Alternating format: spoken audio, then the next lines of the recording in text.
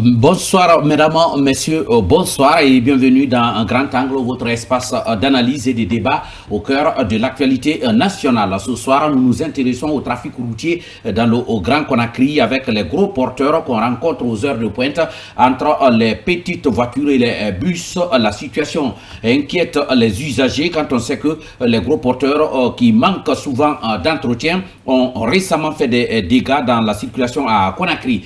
Plusieurs mesures et plusieurs dispositions ont été pourtant prises pour réglementer leur circulation. Mais qu'a-t-on fait donc de ces mesures et pourquoi les gros porteurs circulent-ils toujours aux heures de pointe dans le Grand Conakry? On en parle dans ce numéro de Grand Angle. Et puis nous évoquerons la rencontre du président de la République avec le secteur privé, rencontre au cours de laquelle le président Mamadi Doumbouya a annoncé que la production locale est une priorité nationale. La Guinée, on le sait, a plusieurs atouts naturels, mais qui peinent à produire suffisamment pour atteindre l'autosuffisance alimentaire. Nous reviendrons sur ces atouts et les obstacles qui freinent la production locale avec nos chroniqueurs déjà bien installés sur ce plateau. Safiatou Kondé, bonsoir et bienvenue. Bonsoir David, bonsoir à tous. On continue la semaine avec sérénité et je donne aujourd'hui mon bonsoir à tous ces quartiers qui peinent à avoir de l'eau potable.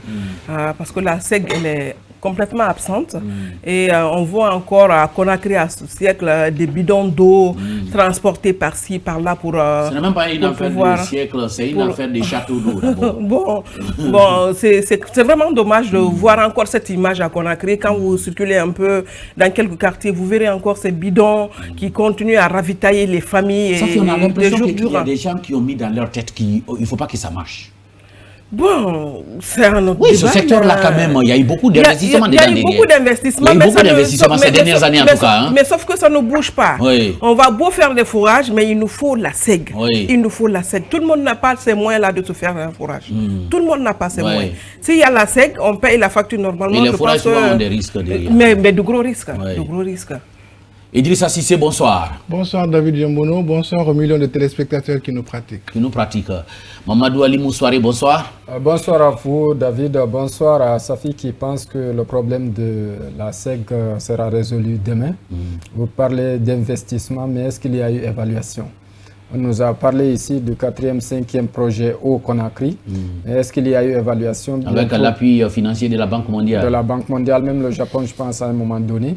Mais on va nous parler également d'un 6e projet. Est-ce que du 1er jusqu'au 5, on a échoué? Alors, qu'est-ce qu'il y a lieu de faire? Moi, je pense une étude sérieuse. Voilà, il faut qu'il y ait une étude sérieuse. Et aujourd'hui, quand la SEG n'est pas en mesure de fournir de l'eau aux ménages, c'est une obligation à ce que les études ont été faites. Moi, je crois qu'il y a un problème de ressources humaines en la matière. Non, que les gens ne sont pas compétents. Il n'y a pas de problème de ressources humaines en la matière. Le problème est où alors? Il y a un problème de stratégie à tous les niveaux. Parce qu'aujourd'hui, il ne faut pas seulement qualifier la Guinée de château d'eau de l'Afrique de l'Ouest. Au-delà de ça également, on ne qualifie pas, c'est un constat complet. C'est la réalité, Alimou. Vous ne pouvez pas nier ça. Non, je n'ai pas nié. Oui. On qualifie. Oui. Je suis d'accord qu'on qualifie, mais à ce niveau, il y a également beaucoup de problèmes.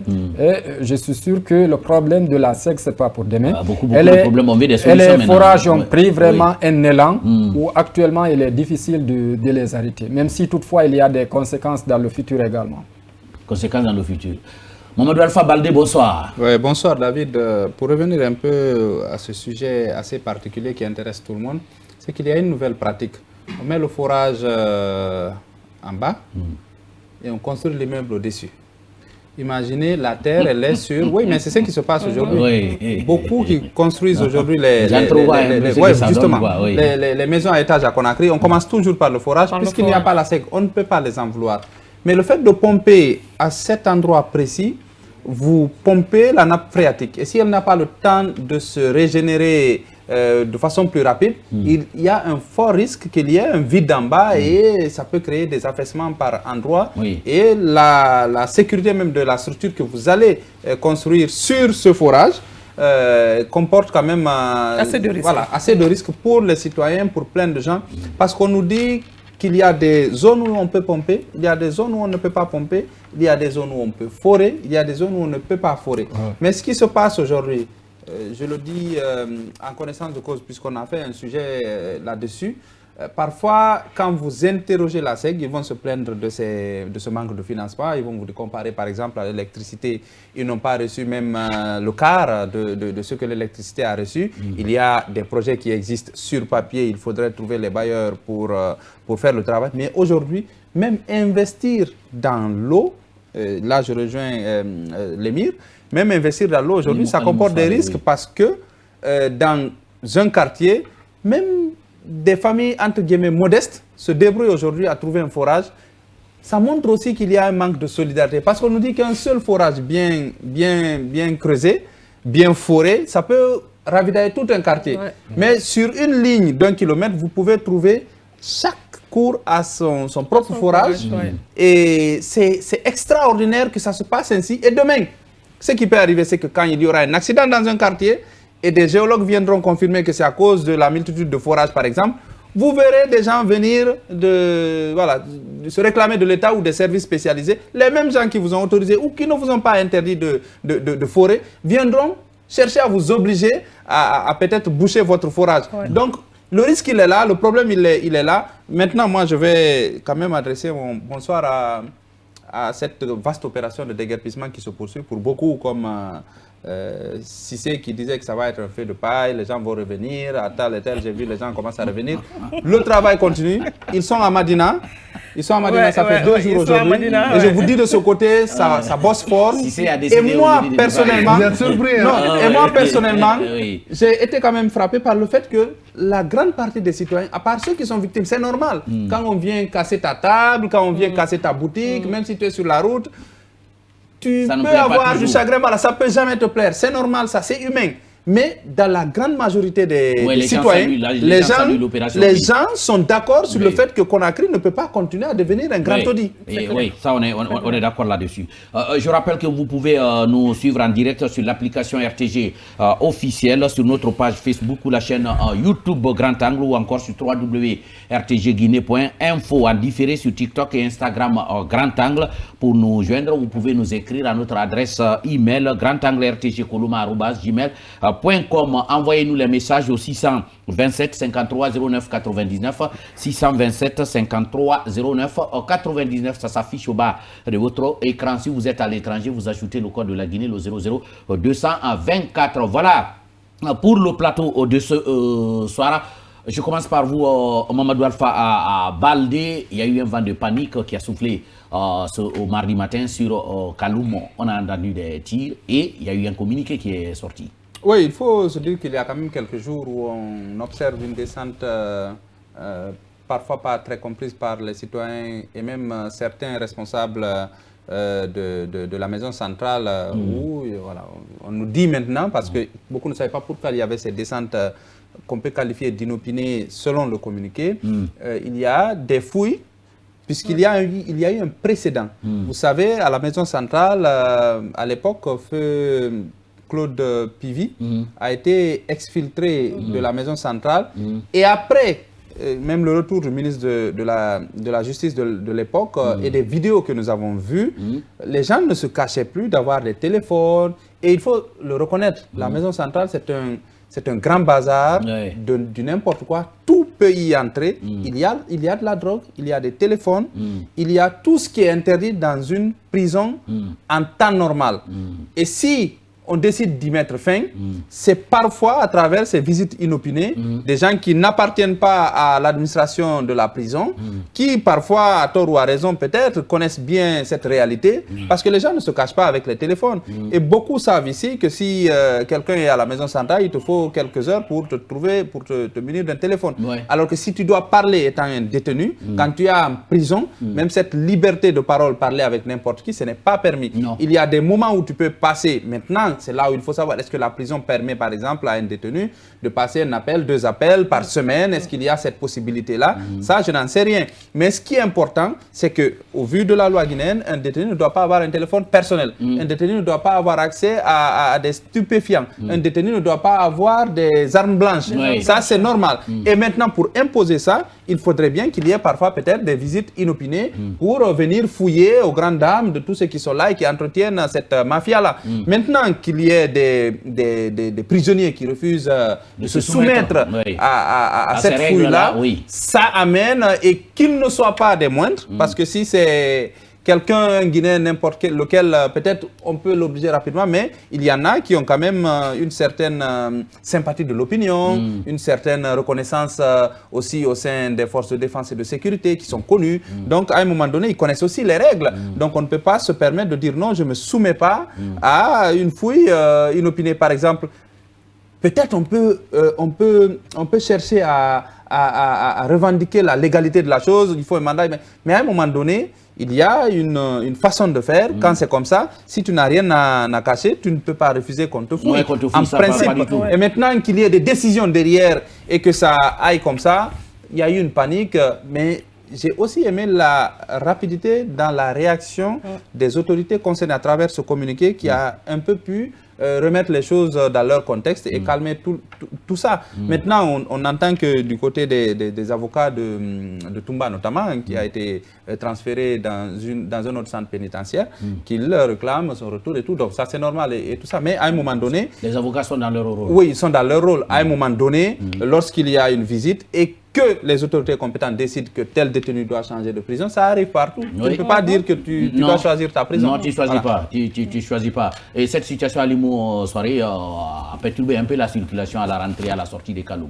Oui, ça a perturbé un peu la circulation parce que vous savez, ça fait longtemps qu'on parlait de cette maison centrale qui ne répond plus aux normes quand même exigées. C'est pourquoi, vous savez... Sa capacité d'accueil n'est plus en rapport. La population carcérale est... On devrait non seulement d'abord accélérer la construction de la prison à Dubreka, parce que le transfert même de certains détenus arrive à créer un peu de panique. Ça, c'est le premier aspect. Si toutefois, par exemple, cette maison de Dubreka arrive à répondre... Beaucoup ne veulent pas construire de prison. Voilà. Beaucoup seront envoyés là-bas et ça, c'est le premier aspect. Le second aspect... Mais ça, c'est des mythes. Je crois qu'il faut qu'on dépasse ça. Écoutez, quand tu construis une prison, tu vas l'ouvrir. Ceux qui ne se sont pas soumis à ce mythe-là ont toujours fini dans les mêmes prisons. Donc, à un moment donné... Voilà, c'est que également, si vous prenez... Je ne suis ni maçon, ni juge, rien de tout ça. Donc, si vous prenez quand même Kaloum, même la population, il y a un statut particulier parce qu'il n'y a même pas de manifestation. Donc, peut-être un petit mouvement, même des rumeurs, peuvent envoyer par exemple des paniques au sein de cette communauté. Surtout s'il y a des tirs. Donc, également avec ces tirs, parce que c'est une seule sortie également. Une seule entrée, ce qui veut dire pour ceux qui savent nager. De toute façon, il n'y a pas une autre terre à part, peut-être qu'à ça.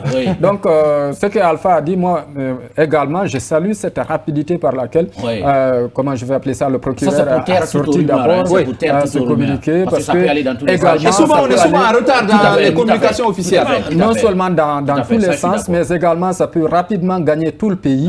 Où chacun peut y aller de son commentaire. Peut y aller à son commentaire également. Ça peut même, à un moment donné, enflammer la situation. Donc, je pense que c'est une communication de crise qui est venue au bon moment. Qui est venue au bon moment. Et vous allez me permettre de prendre la parole de Cissé parce que j'avais quelque chose. Idrissa a quelque chose à dire par rapport à ça. Pas grand-chose.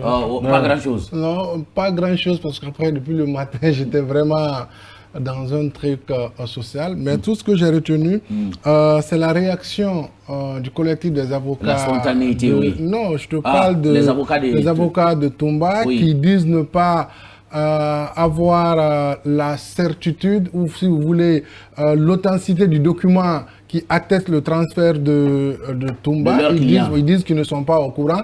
Et jusqu'à date, ils disent qu'ils n'ont pas encore communiqué avec leurs clients. On espère que tout cela va rentrer dans l'ordre et que ils ont dit, le collectif, en tout cas les avocats ont dit qu'ils sont en contact avec le parquet pour voir exactement où est leur client, comment est-ce qu'ils peuvent échanger avec lui. Oui, ça fait tout ça vous inspire un commentaire, tout ça. Oui, moi je reviens toujours au communiqué qui a été lancé par le ministère. Je pense que, vous savez, quand il y a une communication officielle, ça tait les rumeurs. Ça, c'est clair. Et on sait qu'en Guinée, on est tellement fort en rumeurs. Ah oui, très et fort. que ça, Très une fort fois en que ça rumeurs. gagne la cité, c'est la peur qui s'installe. Oui. Ça tirait à Kaloum et on sait que même s'il y a un seul coup de fusil oui. à Kaloum, Oui. ça, la panique. ça va au-delà de Conakry, Oui. c'est la panique partout. Donc ceux qui étaient déjà en route pour Kaloum ont pris peur. On rebroussait Et chemin. pour un petit moment, le pont était fermé, le pont Univam a été fermé à toute circulation. Après, je crois, quelque peu de temps, ils ont réouvert le pont. Et la circulation a repris normalement, oui. Ce qui s'est passé pendant ces fouilles, c'est normal. Dans une prison, c'est normal. Surtout qu'il y a eu une première tentative. Un précédent cas. Absolument. Ils sont dans leur droit de Oui. venir fouiller. Oui. Mais après, ce qui s'est passé, selon, encore une fois, je reviens au communiqué, oui. ce qui est arrivé par rapport au comportement de M. Toumba, qui ne voulait pas être fouillé, si vous lisez bien entre les griffes, entre les paragraphes, je veux dire, il ne voulait pas être fouillé. Donc, du coup, ça a fait un petit soulèvement au sein des détenus. Ça crée une tension. Ça a créé une tension. Alors, est-ce qu'il faut céder à cela? Parce qu'on sait que quand il y a une tension, quand même dans une prison, ça peut envoyer à toute chose. C'est très risqué. Il fallait alors extirper. Il fallait extraire la personne de Toumba pour que ce climat de paix revienne à la prison. Moi, je pense que c'est carrément normal. Oui. Quand il y a fouille dans une prison, personne n'est au-dessus. Non. Surtout qu'on sait qu'on est dans un camp. Oui. La prison, c'est quand même pas... règles de la détention. La prison, c'est quand même pas une maison de repos. On est en prison, on tout court. Voilà. Donc, on se soumet aux principes établis déjà par les gardes pénitentiaires. Moi, je pense que tout est parti de là.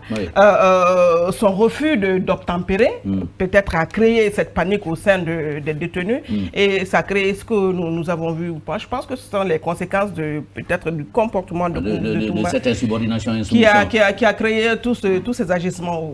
Oui, Mamadou Alpha, très rapidement, on va parler des gros porteurs, oui. D'accord, très rapidement. Ce que je voudrais dire sur le sujet, c'est qu'il y a aujourd'hui le fait que cette administration pénitentiaire est en train de rater le coche, ne fait plus son travail correctement, et il faudrait qu'il y ait des sanctions disciplinaires qui puissent suivre, puisque quand on parle du précédent, on ne dit pas que tous ces agents ne font pas leur boulot, qu'ils sont tous corrompus, c'est comme ci, c'est comme ça. Mais il y en a beaucoup, et beaucoup parmi eux aujourd'hui, qui se livrent à une sorte de clientélisme, à une sorte de légèreté. Ça ne peut pas être érigé en homme dans une prison. Et c'est la vitrine de toutes les prisons de la Guinée. Pour l'instant, c'est la prison par excellence. C'est la prison qui abrite les VIP, des gros poissons. Au-delà de tout ça, c'est la principale prison du pays. Il faut qu'elle reste professionnelle. Et pour être professionnel, exactement, il y a des choses qui sont interdites dans une prison. Il ne faut pas que ça soit... il ne faut pas que ça soit... il ne faut pas que ça soit permis pour les uns, pour les autres. Mais dans la prison, là, c'est devenu un gros marché où chacun vient y faire ses affaires. Des gens rentrent et ils sortent comme ils veulent. Il y a une corruption qui s'est érigée là-bas. Il faudrait bien qu'il y ait un travail de fond pour reformer l'administration pénitentiaire. Et en pensant à toutes ces têtes qui sont en prison actuellement, il est quand même nécessaire de qu'il n'y ait pas d'armes blanches qui circulent partout. Qu'il n'y ait pas d'armes blanches. Imaginez qu'on poignarde une autre personnalité qui est là-bas. Après, ça va retomber sur les conséquences. Je pense que non seulement ça, mais également ça doit être élargi dans tout le pays. Mais malheureusement, jusqu'à présent, à ce jour, il y a des préfectures qui n'ont pas de prison, comme Mandiana. Oui, mais comment on va construire les prisons quand vous avez peur de... Il y a également on n'aura pas de prisons. Les gens ont peur. Qui ont des prisons. Vous allez dire au préfet de Mali de construire la prison. Attention, on va lui dire de construire Kira en prison. Mais pour Maniana, attention, je voudrais que si c'est fasse très il est dans ma tête. Que Soirée fasse très attention. La prison de Maniana, il y a toute une histoire derrière. Il faut demander après. Il n'y a pas de prison à Mandiana. Non, il y a une histoire. Il y avait une prison à Mandiana. Mais il y a une histoire derrière cette prison. On va parler de cette histoire-là après. En attendant, on revient à Conakry et nous allons parler de la circulation des gros porteurs juste après ça.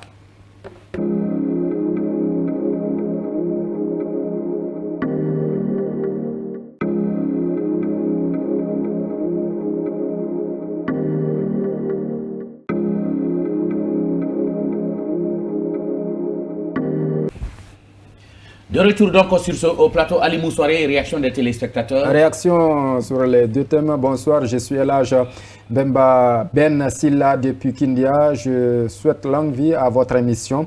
le thème de ce soir, je dirais que tout le monde est coupable, certainement, c'est concernant la SEG. Même vous, les journalistes, non, moi, je suis pas coupable, non, je n'ai rien. Comment on peut accuser l'État? Vous ne laissez pas la pompe ouverte? Alors, laissez, okay. Comment on peut... Et si je vais même à la pompe. Ok, je vais finir. De toute façon, c'est son avis. Comment on peut accuser l'État qui n'a qu'une petite responsabilité? Le reste, c'est nous. Il faut être objectif et réaliste. Merci à vous, monsieur. C'est Aïcha Rose Touré depuis Kaloum. Moi, j'aimerais savoir si avoir la maison centrale en pleine ville n'est pas un danger pour la population. On cherchera quelqu'un qui est mieux placé pour répondre à cette question. Grand Angle, c'est Diakouba Kanté depuis Sanoya. Vraiment, merci pour votre émission également. On a d'autres qui ont réagi, mais que nous allons revenir sur cette réaction. On prend le dernier. Bonsoir les meilleurs. Le problème de la SEG, ce n'est pas un problème de financement, c'est le fait qu'ils ne soient pas patriotes, c'est-à-dire les cadres de ce département pour les téléphones, les autorités judiciaires ont raison parce que certains prisonniers restent en prison et dirigent les opérations. Désolé dans les cités. C'est Traoré qui nous envoie ce message depuis Kindia. La SEG, ils ne sont pas patriotes, ils sont des étrangers. Selon Traoré, pour lui, il n'y a pas un problème de financement, mais c'est un problème de patriotisme. C'est son avis. On va revenir sur notre première thématique, Idrissa Cissé. Les gros porteurs, vous avez une voiture, vous les rencontrez souvent à des heures de pointe et ça vous effraie.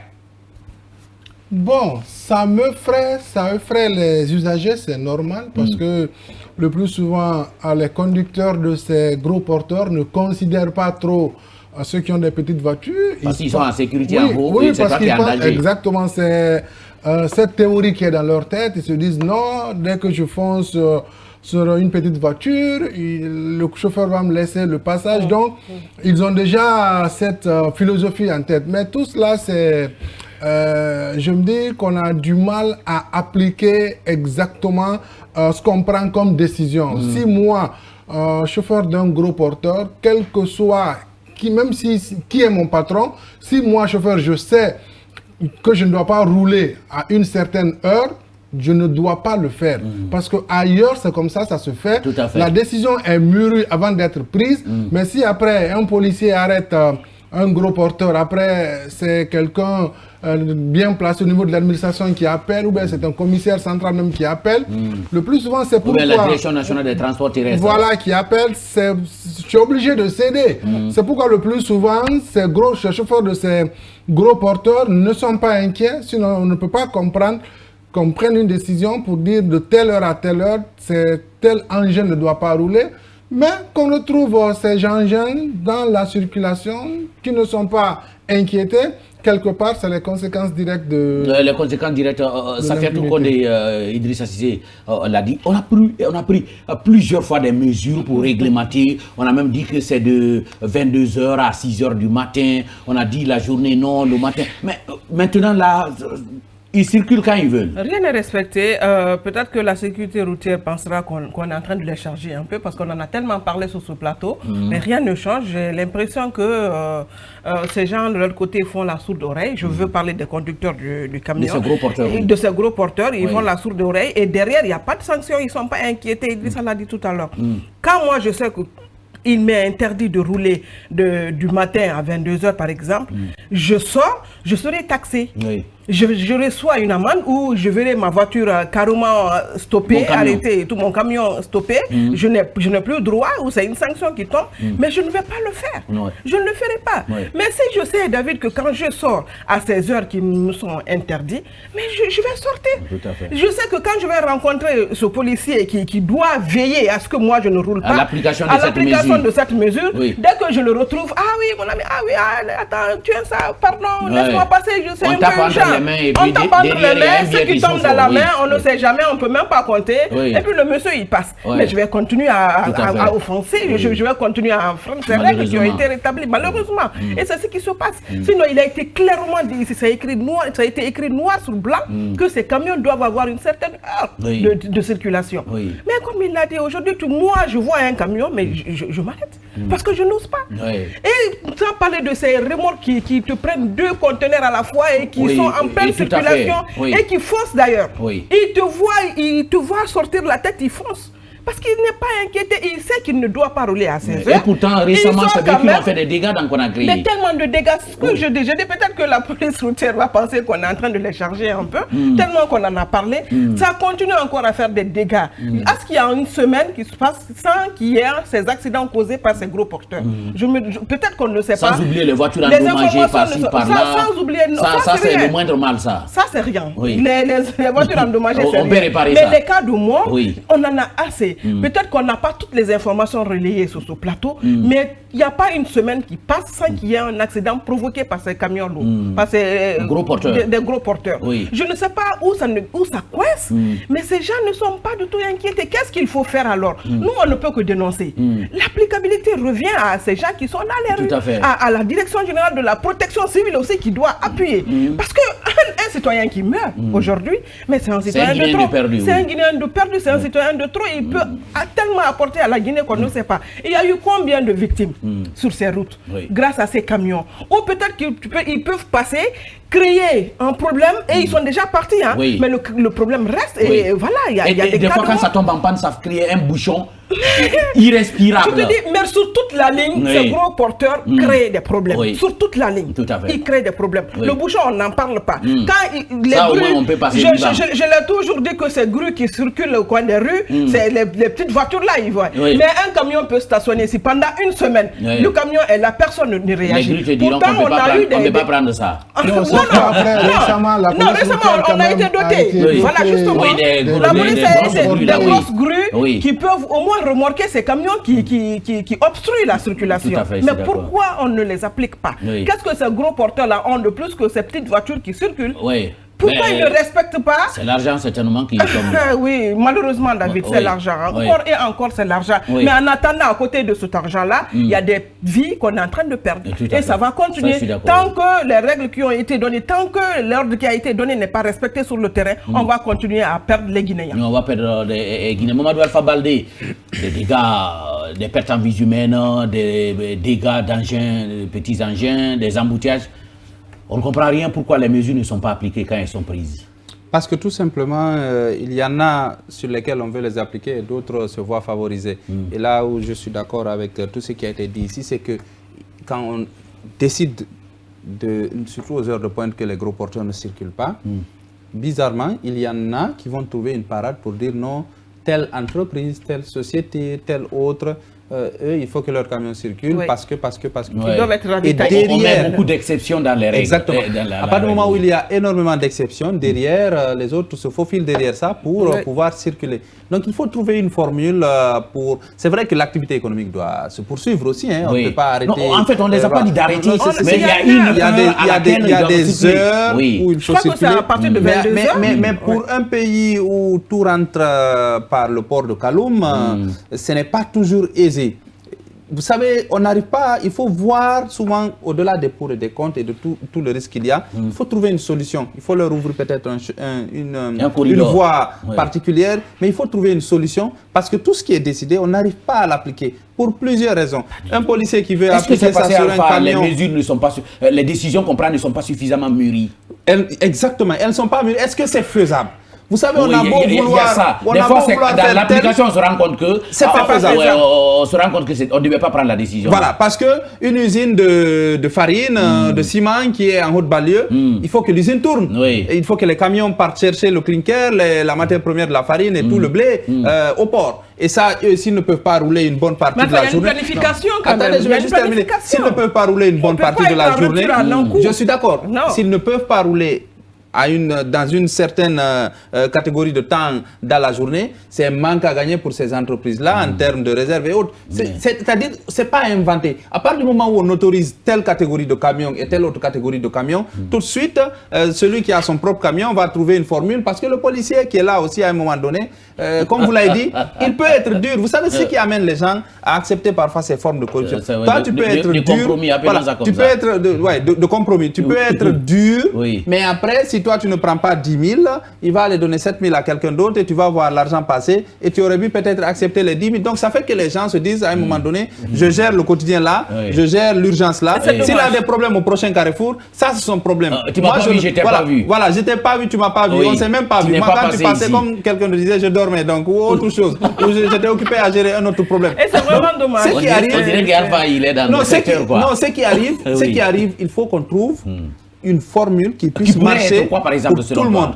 Ouvrir une ligne particulière, les routes ne sont pas nombreuses. À Conakry, je suis d'accord avec vous. Mais du port, Alpha, du port, par exemple, à Matam, quelle route on peut ouvrir là? Justement, ce qu'il faut faire, c'est qu'il faut améliorer les infrastructures de transport du port jusqu'en haute banlieue. En principe, ce n'est pas les camions qui doivent rentrer dans le port. On doit trouver une formule, créer un chemin de fer ou je ne sais quoi d'autre pour transporter les conteneurs, transporter les conteneurs du port jusqu'en haute banlieue pour que les camions puissent venir récupérer là-bas les marchandises plus facilement. Les gens là, ils ne se mettent pas, je vais vous dire, un camionneur, il ne se met pas dans l'embouteillage par gaieté de cœur. Non, pas même du ça tout. les fatigue. Et il perd énormément de carburant, de temps, il faut... Ça, je suis d'accord. Mais parfois, face à l'impossible, nul n'est tenu. Il faudrait qu'on trouve une solution avec l'ensemble des acteurs, mais ce n'est pas évident. Parce qu'on a, moi, ça fait des années que j'entends parler de cette réglementation, mais sur le terrain, elle n'est jamais appliquée. Et c'est quand il y a une catastrophe, allez là, on tape pendant cette semaine-là, voilà, on tape pendant cette semaine, on dit que l'océan après quand ça passe, c'est fini, on oublie. Et après patatras, on prend des mesures urgentes comme ça. Alimou, ça vous inspire quoi comme commentaire? Bon, moi je vois sous un autre angle, parce que concernant circulation à Conakry ici, pour moi c'est une question de civisme. Ce n'est pas une question de priorité. Comme l'a dit Cissé, les gros porteurs ne considèrent pas les petits véhicules. Tout comme les petits véhicules ne considèrent pas les motos, et les motos aussi ne considèrent pas les piétons. Ce n'est pas une question de priorité pour dire que c'est elle qui doit passer. Tu as un gros porteur, s'il veut, il n'a qu'à rentrer. C'est lui qui sait ce qui va se passer, oui. Le motard, tu vas dire, est-ce que lui, il ne voit pas? S'il ne voit pas, il n'a qu'à venir. Le piéton, le motard va dire, ok, s'il est aveugle, il n'a qu'à venir. Il n'a qu'à m'affronter, il va voir. Ce n'est pas une question de priorité. Et je vous assure, si on avait aujourd'hui un grand porteur qui était capable d'arrêter les trains qui passaient là, les gens allaient créer l'embouteillage pour les trains au niveau des rails. C'est parce qu'ils savent, quand le train vient, ils ramassent tout sur son passage. Donc comme ça, là, dès qu'ils entendent la sonnerie... Le train, lui, c'est sans pitié. C'est sans pitié. Donc dès qu'ils entendent la sonnerie, ils prennent les dispositions automatiques. Ça, c'est le premier aspect. Le second aspect, comme l'a dit Alpha, vous savez, on prend beaucoup plus les décisions ici par passion, émotion. Souvent, c'est beaucoup de l'émotion. Le port est là. Il n'y a pas un chemin de fer. À un moment donné, si vous voyez, lorsqu'on avait eu des difficultés... Les rails, on les avait enlevés pendant la grève de 2017. Non, pas pendant la grève de 2017, bien avant. Lorsqu'on avait eu des problèmes, par exemple, pour le transport du personnel, pardon, des travailleurs ici, je pense qu'on avait négocié avec un train qui envoyait les gens jusqu'au niveau du Carrefour au port autonome là-bas. Je pense que... Mais le train, parfois, il n'y a pas de gaz. Ça, bizarrement. Il est arrivé qu'il tombe à sec, mais ce que je vous dis, le train là, il est arrivé qu'il tombe à sec en pleine circulation. Il fonctionne aujourd'hui, les pilotes ne sont pas bons. Et ils lisent pas l'aiguille. C'est pour vous dire combien de fois il y a de la légèreté dans la gestion. Le train là, il est tombé à sec une fois. Je ne vais pas les défendre. Ça, c'est pas... Les marchandises à partir du port, non seulement la Guinée utilise, mais il y a d'autres pays aussi qui utilisent. Le Mali notamment. Mais à faible dose. Le Mali, c'est moins de 5% du fret malien qui passe par le port. Oui, on est d'accord. Regardez par rapport, ce que vous devez voir, c'est les marchandises qui sont au niveau du port par rapport au trafic routier que nous avons ici. Est-ce que également ça répond aux critères? Est-ce que également le temps qui a été laissé peut suffire pour que ces gros porteurs arrivent à quitter le port autonome pour rejoindre, comment je vais appeler ça, 36 ou du Breka pour continuer. Il y a également ces camions-citernes. Tout ça, ce sont des éléments qui entrent en compte. Avant de prendre une décision, il faut aller d'abord faire une étude de faisabilité, voir qu'est-ce que ça peut apporter. Est-ce que la décision qui sera prise pourra être appliquée et applicable sera sur le terrain? Tout simplement. Est-ce qu'elle sera bonne? Ça, c'est tout. Ça revient aux autorités. Et enfin, Vous savez, le problème, je pense que ça, le gouvernement est en train de corriger. Avant, si un ministre arrive à prendre une décision, la décision ne restera que quand il est ministre. Le jour qu'il va quitter ministre, il va partir avec sa décision. Hier, dans les décrets qu'on a vus, on a vu clairement l'orientation de chaque département ministériel. Il y a une orientation qui a été donnée maintenant au ministère, pas au ministre. Donc, ce qui veut dire que quand il y a une décision qui est là, la décision sera mûrie.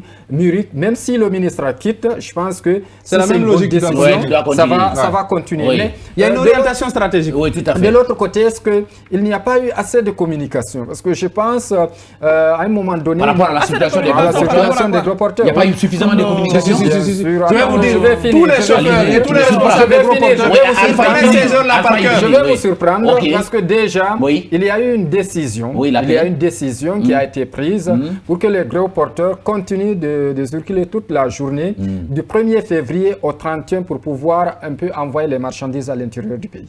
Malheureusement, si vous allez... À toutes les heures.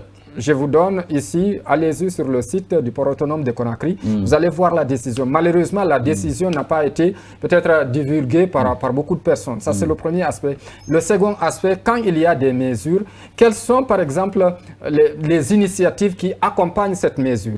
Tout ça, ça manque pour pouvoir parler. Tant qu'on est là, on va continuer à parler de ces gros porteurs. Et puis les policiers qu'on accuse souvent, ce sont des policiers.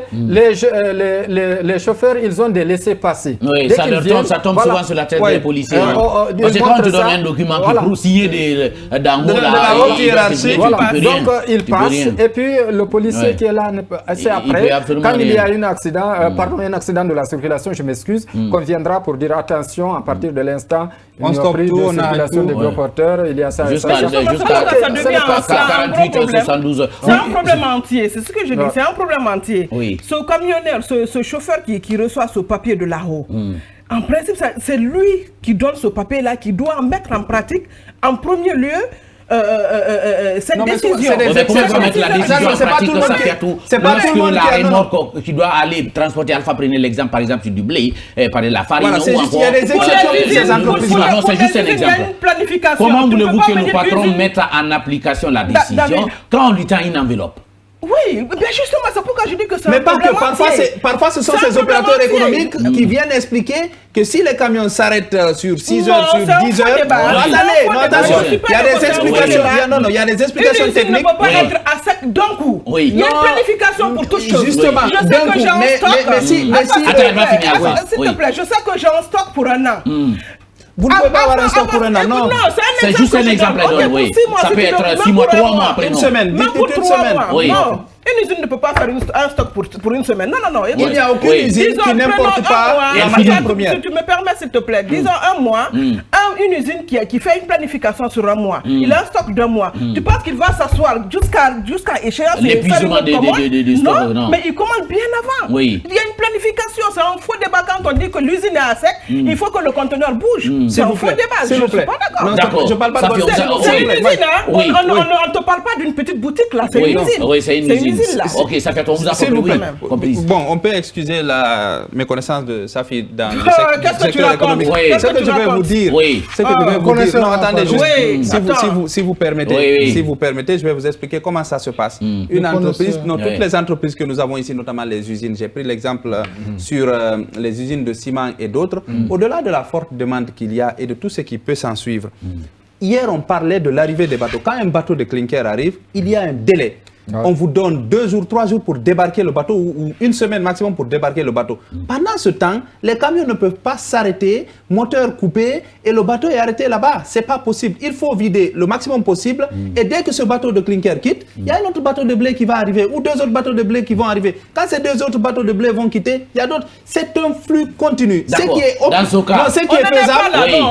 faisable, il faut penser à des solutions durables, pas gérer l'urgence. On ne peut pas, il y a des contraintes économiques, les gens ne peuvent pas. C'est qu'il faut, c'est de trouver une ligne. Vous me tendez la pêche. Il faut choisir entre les contraintes économiques et la protection des vies humaines. Non, la protection des vies, c'est pas lié. Non, c'est lié.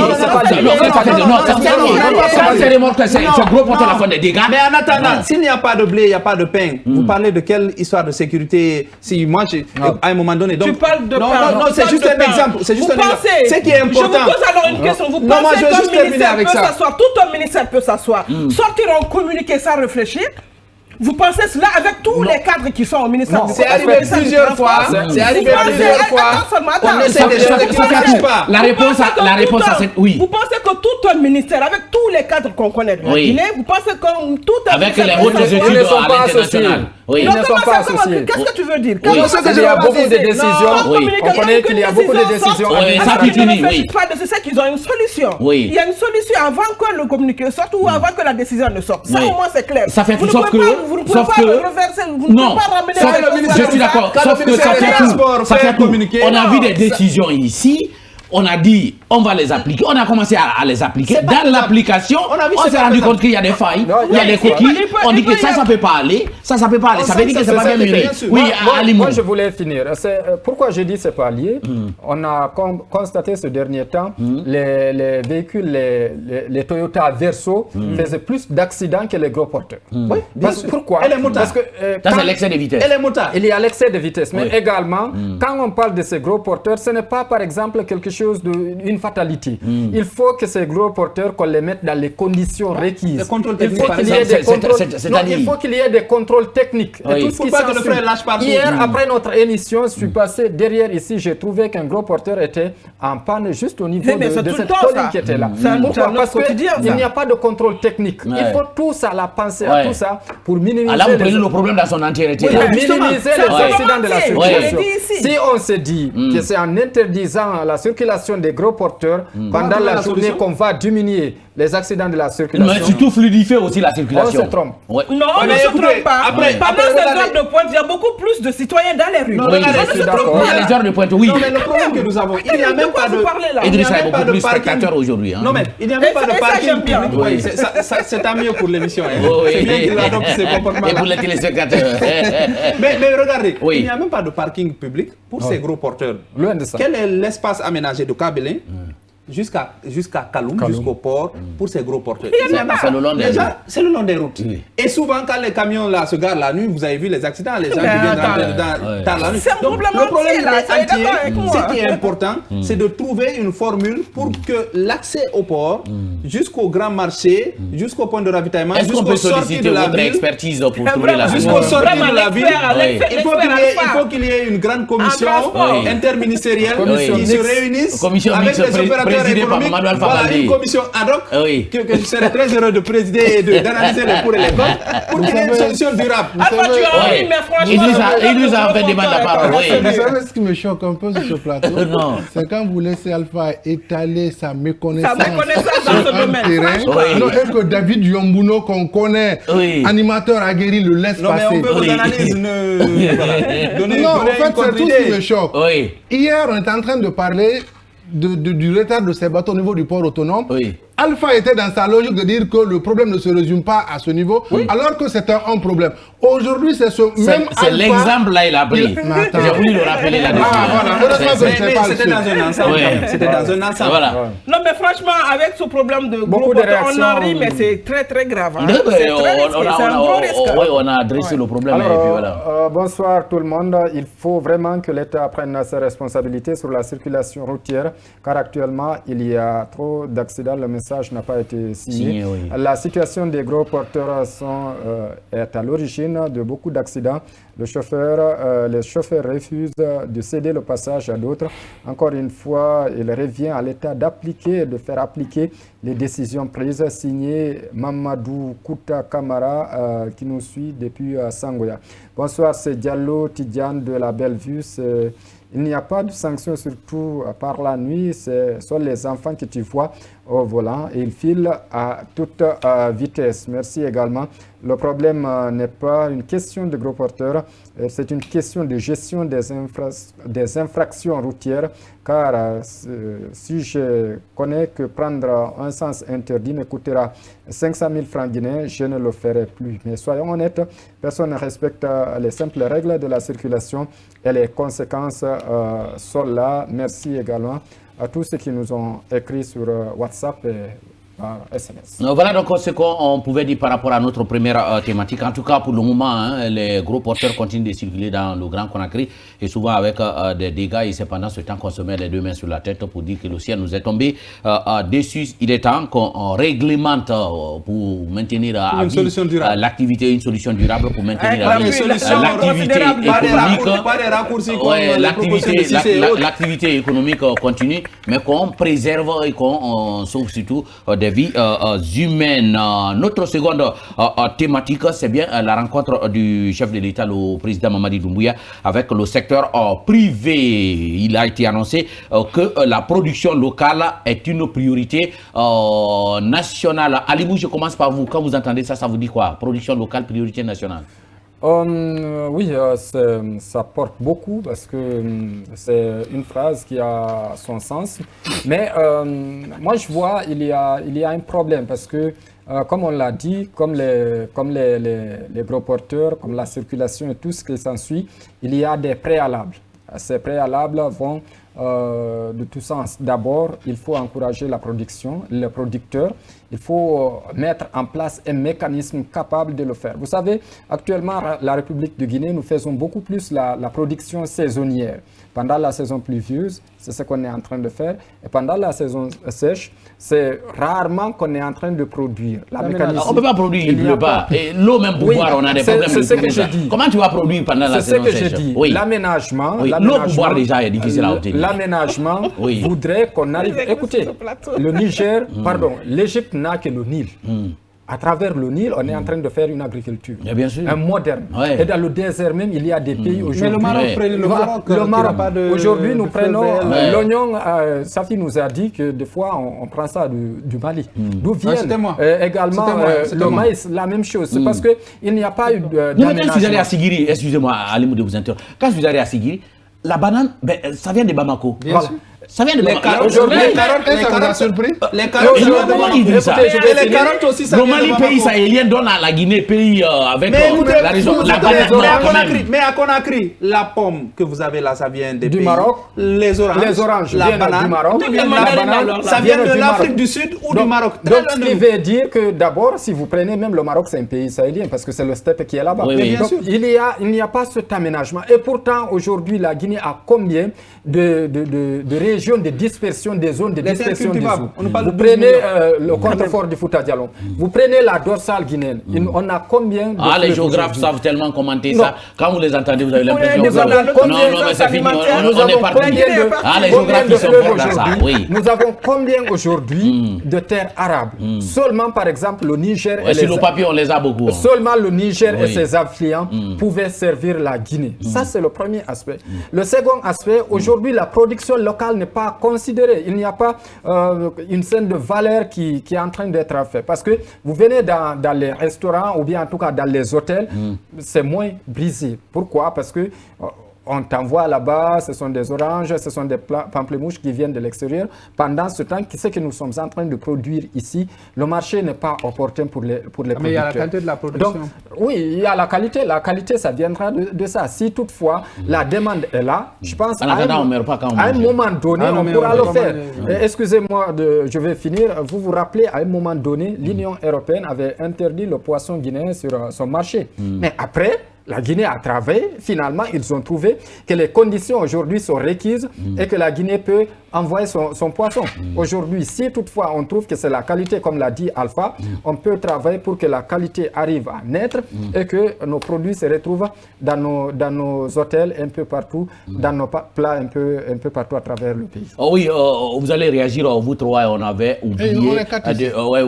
Vous trois qui restez à intervenir. Ali m'a déjà parlé, donc il reste vous trois. Vous allez réagir juste, Mohamed Alkali. Est-ce qu'on peut avoir la pub avant de revenir?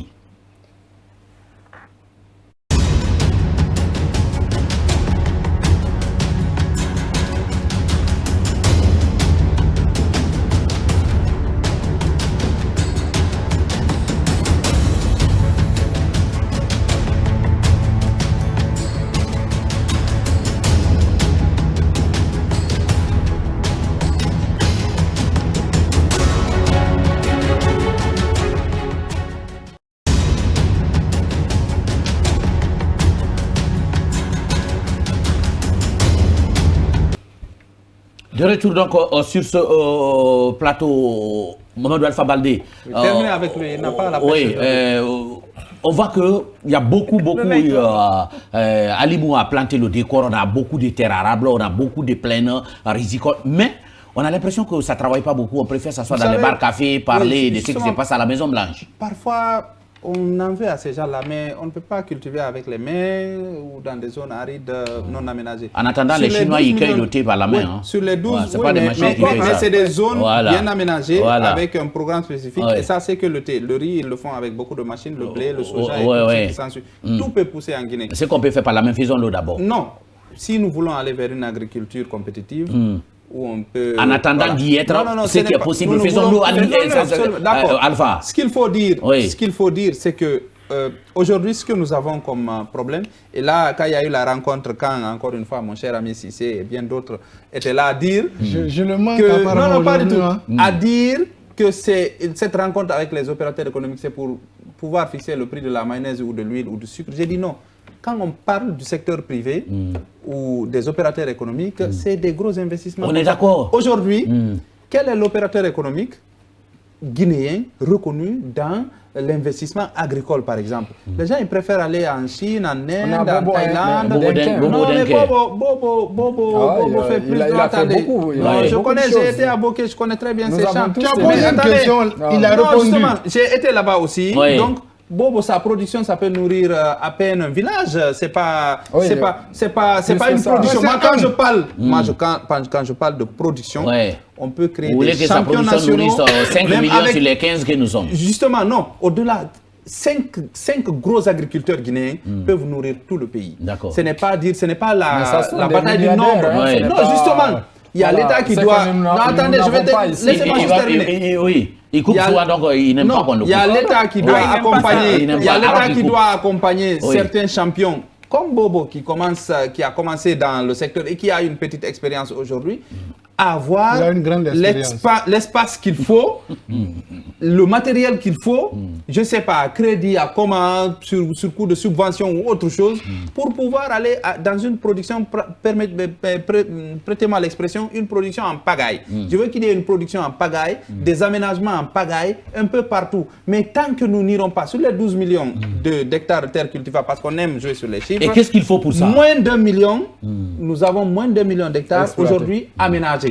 Aménagés, moins de 2 millions aménagés. Parce que quand vous ne maîtrisez pas l'eau, vous ne maîtrisez pas les plateaux, ce qui est aménagé, l'espace là, ce n'est pas possible, vous ne pouvez pas aller, parce que quand c'est aménagé, on avait reçu ici un agriculteur, politicien agriculteur, qui disait que si c'est aménagé sur 1 hectare, par exemple, si tu peux avoir, je dis n'importe quoi, 5 tonnes, si c'est un espace aménagé, tu peux gagner 3 fois plus. Donc naturellement, si tu produis plus avec les mêmes coûts, le prix à la vente va baisser. Mais tant qu'on n'accompagne pas et qu'on ne parte pas vers une production mécanisée, vous avez beau produire, c'est pourquoi le riz local est cher, c'est pourquoi nos bananes sont chères. Il faut une volonté politique. Il faut une réelle volonté politique. Et aujourd'hui, je crois que dans le programme Simandou, l'agriculture, c'est vraiment la première des priorités.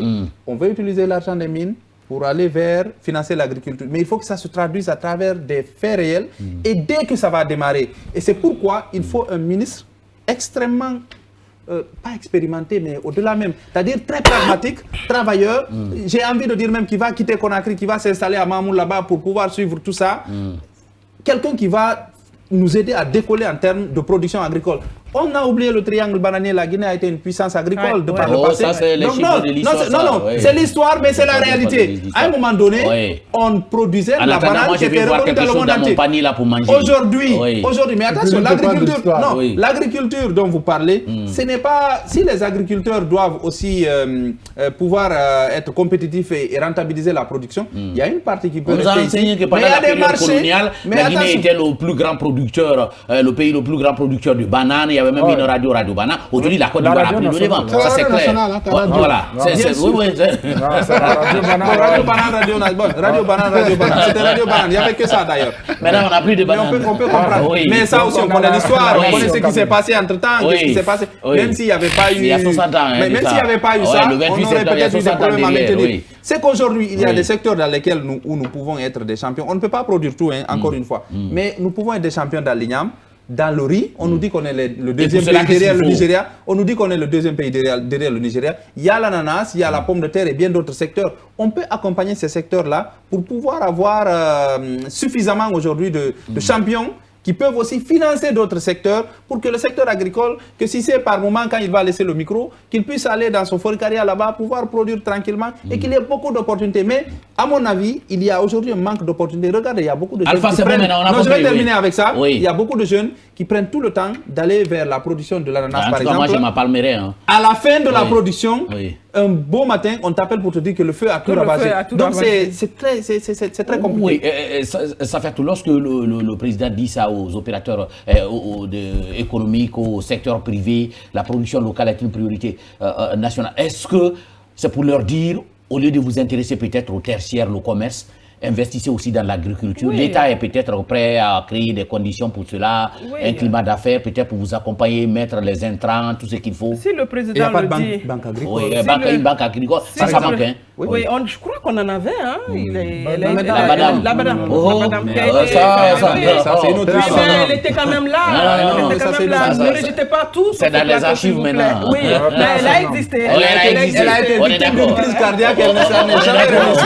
On a vite bouffé ça. Moi, je dis que si le président le dit devant les opérateurs économiques, c'est un message, fort. Oui.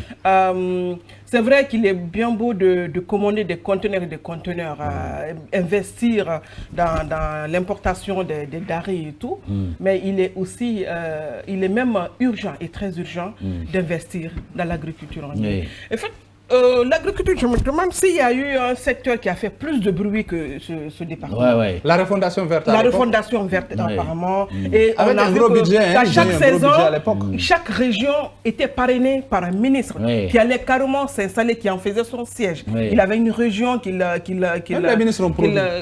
Bon. Ils sont parrainés. Tout ça là, c'est fini comment? Ils ont donné aux cantines scolaires.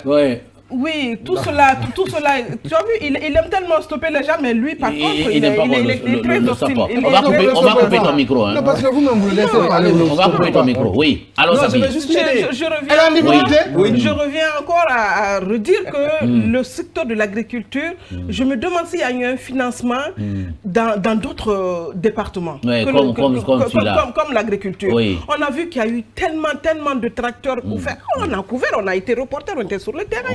Il y a eu tellement d'engins, c'est pourquoi c'est vrai, les gens, c'est pas, peut-être que c'est pas ces engins-là énorme. Ces engins sont sur cale parce qu'il n'y a pas eu de pièces de rechange, il n'y a pas eu la formation nécessaire pour suivre. On nous a dit qu'il y avait la formation, mais non. Encore une fois, avant d'envoyer les moyens, former ces gens qui doivent utiliser ces appareils-là.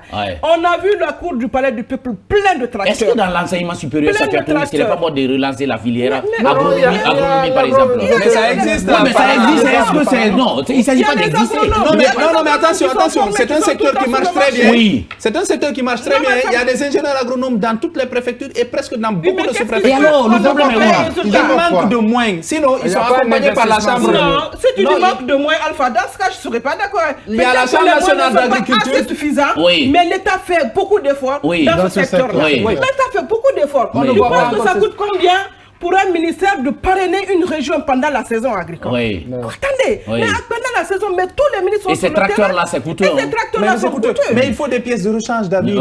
Il faut la formation. Et les engrais qu'on donne. Oui, les engrais. Qu'on donne. Combien de fois les gens ont été dotés de cela?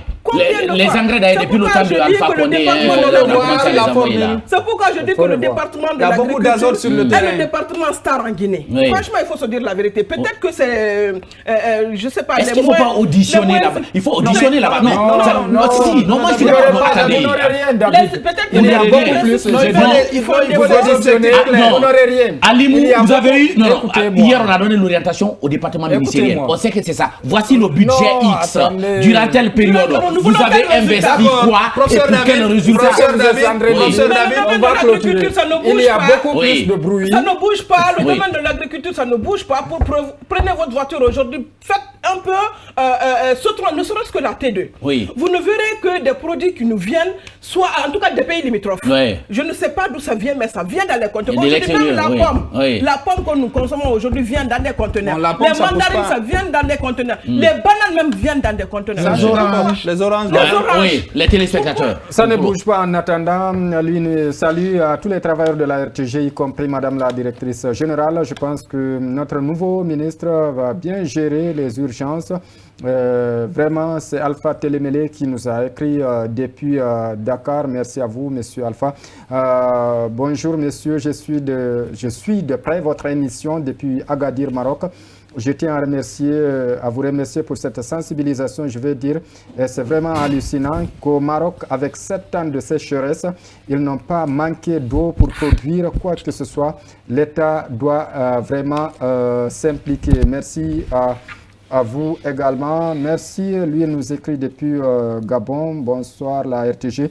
Je vous suis depuis Libreville, Gabon. Est-ce qu'il y a un service chargé de contrôler les prix en Guinée? Parce que j'ai l'impression que les commerçants guinéens font ce qu'ils veulent à la population guinéenne. Il faut que l'État prenne ses responsabilités pour régulariser ce secteur du commerce et qu'il y ait un service de contrôle du prix dans toutes les régions de la République de Guinée. La question, c'est de mettre un agronome à la tête du département. C'est tout. L'agriculture est une science de la localité. Il faut connaître la terre et nous allons prendre juste ce message qui nous vient également du Gabon. Nous, les ressortissants guinéens ici, il faut que Alpha arrive à comprendre de ne pas défendre ce qui est anormal en Guinée. Nos autorités doivent prendre les responsabilités. Au Gabon, ici, c'est respecter la loi. Celui qui viole la loi, mais en Guinée, il y a une pagaille qui arrive à s'intégrer. Je n'arrive pas à bien comprendre. Bon, en tout cas, c'est M. Kaba qui nous a envoyé ce message depuis Libreville. C'est un fidèle téléspectateur parce qu'il a beaucoup de messages qu'il a envoyés. Allez, on va continuer. Voilà, ça n'a fini pour ce numéro. Merci à vous quatre d'être venus. On me met beaucoup de pression déjà pour me dire que ça le journal est à la porte. Je regarde bien la pendule. Voilà. Le journal n'est pas là pour tout de suite là. Ça n'a fini pour ce numéro. Merci à vous, chers téléspectateurs, de nous avoir suivis. Merci à nos cadreurs et à notre réalisateur Al-Khali Mohamed Keïta, le réalisateur Nyalama. Merci à vous de nous avoir suivis. Vous êtes à l'international. Merci de votre fidélité à la télévision nationale. Portez-vous bien. Ciao.